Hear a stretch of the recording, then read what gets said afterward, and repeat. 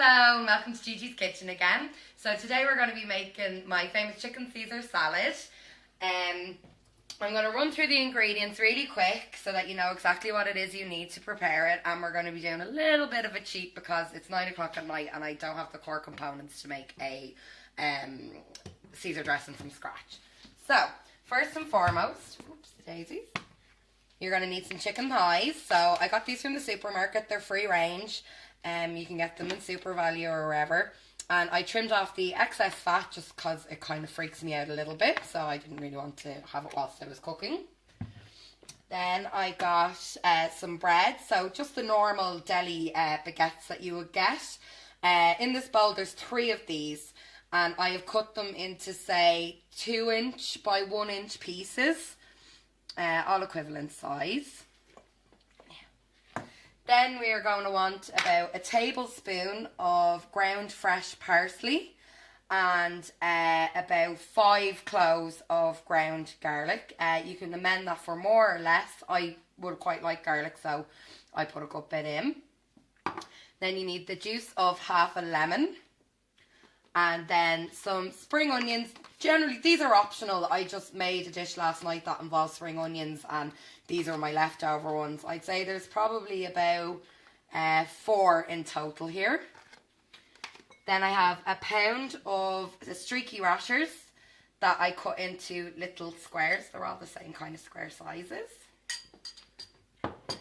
Then you just want some pepper, some salt.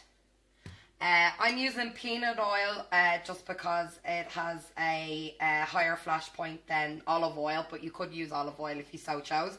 I just find it less smoky to use higher temperature oil. And then my cheat is the Kraft light Caesar dressing that you can get in Tesco's, and I think it's about £2 or something like that. But it's handy for when you come in from work of an evening and you don't want to make thing from scratch. What's that? Dressing? Yeah, dressing from scratch. So I'm just going to put in the ingredients now. So I'm going to throw in the parsley and garlic. Now then I'm going to throw in the lemon juice. So a good little trick is to, it's half a lemon, is to microwave it for like 30 seconds. And then what I do is, for lemons anyway, I generally strain them just through like a little mini sieve. You can use your hand as well, but if you do use your hand, you might want to wait a little second for it to cool a bit more, because you don't want hot pips going onto your hand. See the way all the essence is coming out? I wouldn't really have great upper strength, and normally this would be quite taxing for me to do, but because I've used the microwave, it's a lot easier for the essence to come out. Grand job. So that's that done. Into the sink it goes.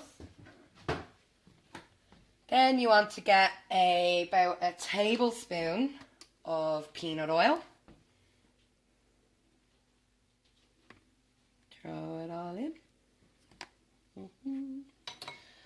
And then you want to put some seasoning in. So some salt and some pepper.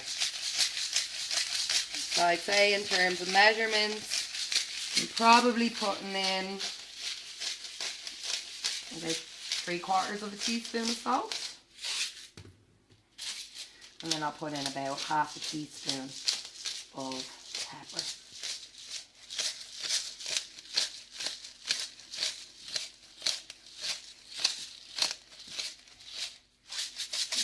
Like so. Now I want to get our hands dirty and just mix everything around in the bowl. Really rub all that garlic into the skin, into the underside. You want to make sure that all the flavours are really well combined and that all the chicken is exposed to it. Nice little stir. Perfect. Yeah.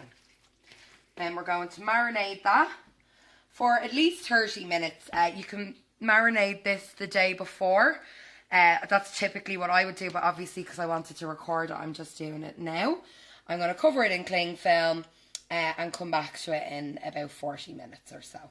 So today I'm going to be making my chicken Caesar salad components in the Tefal Acti Fry, which I'll get onto in a minute. but I know that not many of us have one, so I'll briefly explain how you will go about making this in your oven. So essentially all you'll need to do is you'll get your bread pieces and you'll pop them all into the base of a bacon tray, like so. Fill it up. Then you'll get your chicken thigh pieces and you will pop them all on top of the bread, like so, and give it another drizzle of oil and give it a good mix. Then you're going to pop it into the oven at about 190 degrees Celsius and give it the occasional stir, because what you want is all the essence from the chicken going into the bread, and that's going to form your croutons. So then 10 minutes actually before the end of your cooking of your chicken, you'll pop your streaky bacon pieces all on top and then give it another roast for another 10 minutes, say, and just make sure that you're giving it a good stir. Again, all the essence from the bacon and the chicken will make these really sticky, crispy, nice croutons for your salad. So I'm not going to be using the oven today. I'm going to be using my Tbsp fry. It's just really handy if, well, like me, you don't have a good oven. And it's also handy because it makes even cooking a lot easier. You don't have to keep stirring the product that you're making. So I'll show you the Tbsp fry now. This is it here. I have the old model. It's really easy to use. You just turn it on. Up here, there's the on-off button. And then there's a timer as well. If you want to open it, you just press this little button and that pops it open for you. So I'm just going to get my chicken pieces and I'm going to pop them into the teafel. Now, if you remember, I put a tablespoon of oil into the marinade, which is all the Acti fry requires. So it's handy for low fat cooking as well. It just makes it that little bit easier because you probably need a little bit more oil if you were doing it in the oven. I'm going to throw in that garlic. Then close the lid, and I'm going to time this for about 30 minutes. 30 minutes. So that'll tick down, and then when 30 minutes are up, it'll beep at me to remind me to have a look at it. Okay, so this is the finished result after 30 minutes rotating in the teafel. So I'm just going to pop in the little pieces of bacon, and then these are going to get nice and crispy and the essence is going to come out of them. You don't need to add any oil because, as you remember, we put the tablespoon of oil into the actual chicken marinade, as well as that the essence from the chicken is after coming out as well, so that'll work too. Now, so that's it. I'm going to pop it on for another 10 minutes. And we'll come back and have a look and see how it's going. Okay, so this is it finished up. So if you can see, the bacon is nice and crispy. And so are the chicken thighs. So I'm going to remove these really quick. And then I'll show you how to do the croutons. Okay, so I've removed all the chicken and the bacon. And I don't know if you can see this, but there is essence left. All of that is after coming out of the chicken and the bacon. And this is what we're going to utilise for our croutons. So all you need to do is pop your breadcrumbs in, or your bread pieces, should I say. They're not breadcrumbs, they're a bit bigger than that. Pop them in like so, close the lid, and we're going to set that for about 15 minutes. Okay, so this is the bread 15 minutes later. So as you can see, it's really crispy, just like croutons should be, but they've been all flavoured by the essence. I threw the spring onions in just a little bit, about 4 minutes before the end, just to crispen them up because they're kind of delicate. So you just pop this out, lift it up, and what I like to do is I just throw like a handful of the croutons into the actual lettuce. Oh, the lettuce that I've used is just these little gem lettuces. I just cut them into squares and I gave them a rinse. Then if you see here, I'll show you real quick. That's just the chicken. I stripped it off the bone and I left the bacon as is because that was already chopped up before I went in. So I normally put about half of this in and give it a good stir around. Okay, so as you can see, I've given it a nice stir.